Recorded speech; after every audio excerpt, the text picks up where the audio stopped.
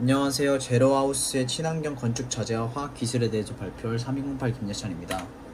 목차는 이렇고요. 먼저 제 발표의 출발점이 되는 제로하우스, 즉 제로 에너지 하우스입니다. 제로하우스란 연간 에너지 소비량과 생산량의 균형을 이루는 주거용 건축물을 의미합니다.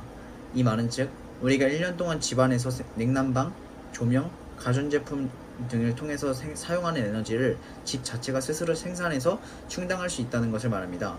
이러한 건축이 가능해진 이유는 4가지 핵심 기술 덕분인데요. 첫 번째는 첨단 단열 기술의 적용입니다.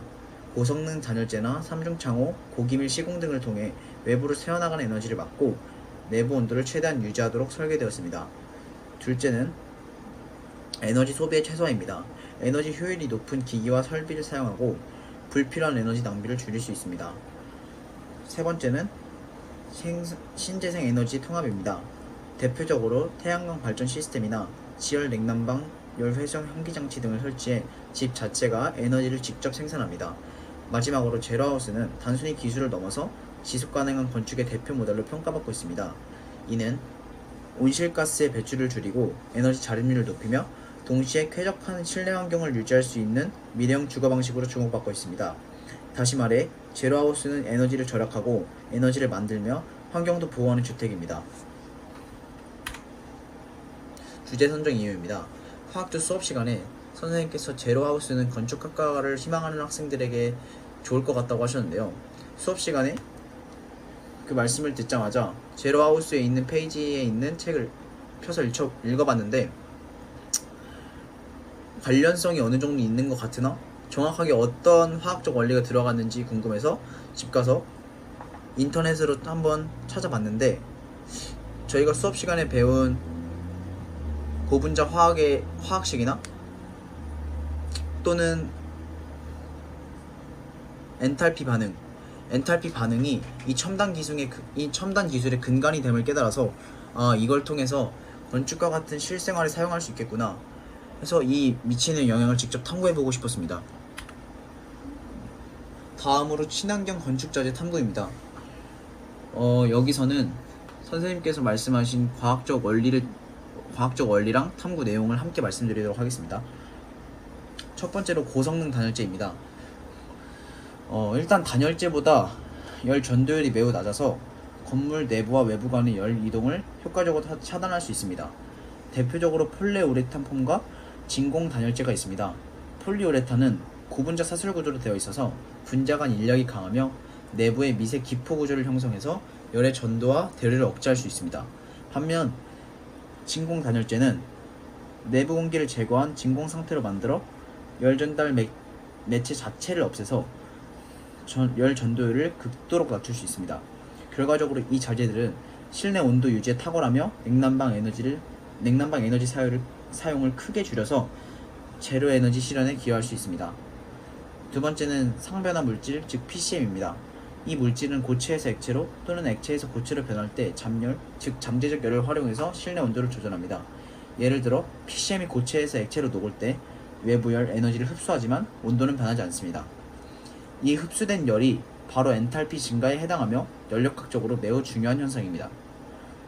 반대로 응고할 때는 열을 방출하면서 엔탈피가 감소하겠죠. 이러한 엔탈피 변화 원리를 기반으로 PCM은 건물 내부의 온도 변화 폭을 줄이고 에너지 절약에 도움을 줍니다. 세 번째는 태양전지입니다. 태양전지는 햇빛을 전기 에너지로 변환하는 장치로 크게 두 가지로 나눌 수 있는데요. 왼쪽에 보이시는 게 실리콘 기반 태양전지이고 오른쪽에 보이는 게 염료 가무형 태양전지입니다. 실리콘 태양전지는 광전 효과를 이용합니다. 빛이 반도체에 흡수되면 전자가 들떠 전도대로 이동하고 전자 전공쌍이 생성되어 전류가 흐릅니다. 이는 광화학 반응이자 전기를 만드는 직접적인 메커니즘입니다. 오른쪽에 보이는 염료 가무형 태양전지는 더 복합적인데요. 광화학, 전기화학, 산화환원 반응이 함께 일어나는데요. 염료가 빛을 흡수해 전자를 방출하고 이 전자가 회로를 따라 이동해 전류를 생성합니다. 이후 산화된 염료는 전해질을 통해 전자를 받아 복원되며 전해질은 백점극에서 다시 환원됩니다. 이러한 순환 구조를 통해 염료 가무용 태양전지는 실리콘보다 더 저렴한 가격으로 전력 생산이 가능합니다. 네, 마지막으로 친환경 고분자 자재입니다. 이는 환경의 부담을 줄이면서도 기능성을 유지하는 건축 자재로 지속 가능한 건축에서 매우 중요합니다. 대표적으로 두 가지가 있는데요. 폐플라스틱과 생분해성 고분자입니다. 일단 왼쪽에 보이시는 게 폐플라스틱을 재활용해서 만든 고분자 자재입니다. 버려진 플라스틱을 수거해서 재가공함으로써 벽체나 창호재, 데크재로 다시 활용할 수 있고요. 이는 자원 순환을 촉진하고 환경 오염을 줄이는 효과가 있습니다. 둘째는 오른쪽에 보이시는 생분해성 고분자인데요. 이들은 옥수수 전분이나 식물성 자원에서 유래되며 사용 후 자연에서 분해되어 무해한 물질로 다시 돌아갑니다. 일시적인 구조물, 포장재, 단열 보조대 등에서 활용되며 완전한 생태 순환형 자재로 평가됩니다.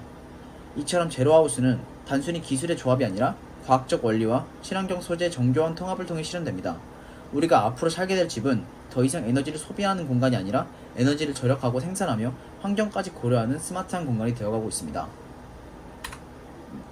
탐구에 대한 제 견해인데요. 일단 제로하우스 실현에는 물리적 건축학적인 측면이 많이 들어갈 줄 알았는데 오히려 화학적인 이해가 필수적이라는 게 굉장히 인상 깊었고요. 화학이 실생활과 사회 문제의 해결에 매우 실질적으로 기여하고 있다는 사실을 깨달았습니다. 또한 신소재 개발과 전기 화학의 응용, 고분자 기술이 건축 분야에서 굉장히 유망하다는 사실을 또 알게 되었고요. 그래서 저는 이렇게 건축에 활용될 수 있는 분야가 다양하다는 것을 통해서 진로에 대한 확신을 얻게 되었습니다.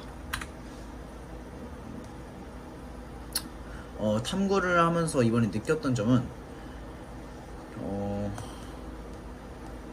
화학2에서 배운 이론들이 실제 기술의 핵심 기반이 된다는 사실을 일단 깊이 체감할 수 있었고요.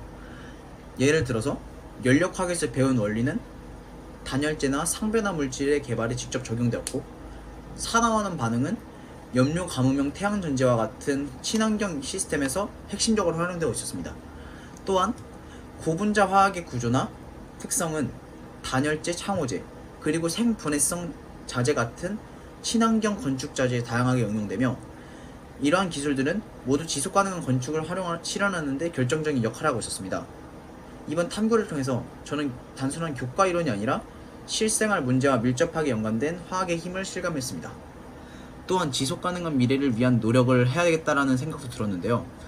일단 에너지 절약의 중요성을 인식하고 친환경 기술의 발전의 필요성을 체감했고, 화학의 역할이 환경 보호의 역할에 굉장히 중요한 역할을 하겠구나 라는 생각 또한 들었습니다. 다음으로 제가 보고서의 마지막에 추가 활동으로 하겠다고 한 후속 활동인데요. 제가 추가 탐구한 거는 세종시 제로에너지 시범단지에 대해서 말씀드릴 겁니다.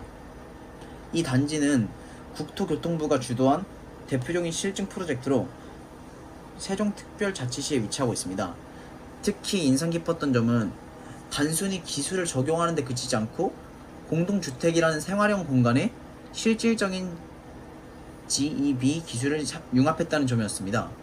저는 관련 보고서와 국토부 관련 발표 자료, 그리고 한국에너지공단의 GEB 기술 가이드라인을 참고해서 주요 기술을 분석해 보았는데요. 먼저 고단열 외피 시스템은 건물 외벽, 지붕, 바닥의 단열 성능을 극대화해서 열 손실을 최소화하는 역할을 합니다. 이 기술을 통해서 냉난방 에너지 사용량 자체를 줄이고 에너지 수요 자체를 감소시킬 수 있다는 점이 확인됐습니다. 또한 흥미로웠던 점은 3중 창호입니다.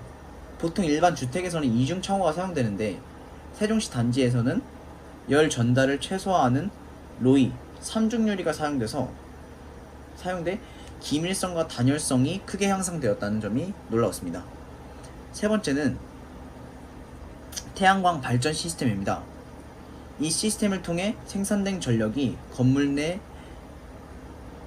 사용 전력의 상당 부분을 대체하는 구조이면서 개통 연계형으로 설계되어 있어서 남는 전력을 전력망에 송전할 수 있는 것도 매우 큰 장점입니다. 마지막으로 열 회수형 환기장치 일명 ERV는 실외 공기를 유입하면서 실내 열을 회수해서 에너지를 낭비하지 않을 수 있도록 도와주는 시스템입니다. 이는 특히 겨울철 열 손실을 방지하는 데 매우 효과적이라고 분석됐습니다. 이러한 기술이 함께 작용함으로써 세종시 시범단지는 단순한 건축물 그 이상으로 에너지 자립을 목표로 한 통합 시스템으로 기능을 하고 있습니다. 실제로 조사 과정에서 확인된 바에 따르면 이 단지는 제로 건축물 1등급에 가까운 성능을 보여주고 있으며 이후 타 지역의 공동주택 모델 케이스로 활용되고 있다는 점에서 큰 의의가 있습니다. 이 탐구를 통해 느낀 점은 제로하우스의 건축은 단순히 기술의 나열이 아니라 생활 패턴과 에너지 효율을 통합적으로 고려한 시스템 설계가 핵심이라는 것입니다. 네, 이상으로 발표를 마치겠습니다. 감사합니다.